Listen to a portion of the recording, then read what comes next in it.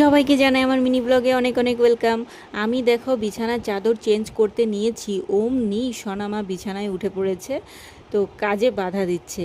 সোনামাকে আমি নামিয়ে দিয়েছি আর অমনি ওই বালিশ দুটো নিয়ে বালিশের উপরে বসে নাচ করছে। এদিকে আমি বিছানার চাদর একটা বার করে নিলাম, বার করে আধা পেতে রেখেছি আর ও বায়না করছে আমার কোলে উঠবে।